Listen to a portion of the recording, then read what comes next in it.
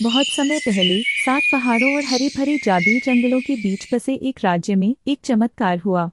एक दुर्लभ खगोलीय घटना के दौरान एक राजकुमारी का जन्म हुआ। यह कोई साधारण बच्ची नहीं थी। यह थी राजकुमारी अरिया, जिसे तारों से प्रकाश की शक्ति का वरदान मिला था। पूरे राज्य में खुशी की लहर दौड़ गई। सबने माना कि वह अंधकार से रक्षा करेगी और राज्य में आशा का प्रकाश लाएगी। जैसे जैसे राजकुमारी अरिया बड़ी हुई, उसका दिल जिज्ञासा और साहस से भरा हुआ था। एक दिन किसी अद्भुत शक्ति के आकर्षण से खिंचकर वह घने जादुई जंगल में जा पहुंची।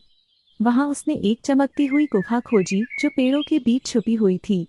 गुफा के भीतर दीवारें क्रिस्टल्स और प्राचीन नक्काशी से जगमगा रही थीं। गुफा के केंद्र में उसे एक प्राचीन किताब मिली जो एक दिव्य प्रकाश से चमक रही थी। अरिया को एहसास हुआ कि यह उसकी किस्मत की पुकार थी। गुफा के अंदर प्राचीन किताब ने उससे बात की, शब्दों से नहीं बल्कि दृष्टांतों के माध्यम से।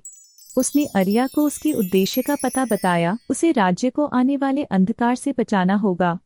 किताब ने उसे उसकी शक्तियों का ज्ञान दिया और चेतावनी दी कि एक शक्तिशाली जादूगर राज्य को हमेशा के लिए अंधकार में बदलने की योजना बना रहा है। अरिया ने महसूस किया कि उसकी यात्रा शुरू हो चुकी है, लेकिन सबसे पहले उसे अपने भीतर की रोशनी पर नियंत्रण पाना था। शापित जंगल में जादूगर अंधकार के वस्त्रों में प्रकट हुआ। उसकी शक्ति घने अंधेरे से भरी हुई थी। अरिया ने साहस के साथ सामना किया। उसका सुनहरा प्रकाश जादूगर की अंधेरी ताकतों से टकराया। लड़ाई बहुत भीषण थी। जादू की किरणें आसमान में लहराईं और पूरा जंगल कांप उठा।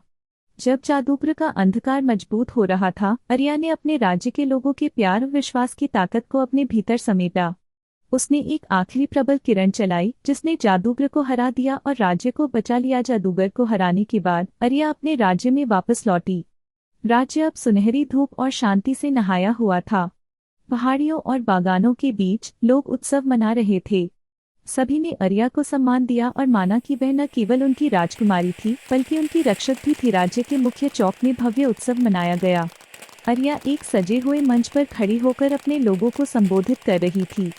लोग फूलों और झंडों के साथ नाच रहे थे। आकाश में आतिशबाजियां चल रही थीं और पूरी जगह खुशी और एकता से भर गई थी। यह दिन राज्य के लिए नई शुरुआत का प्रतीक बन गया।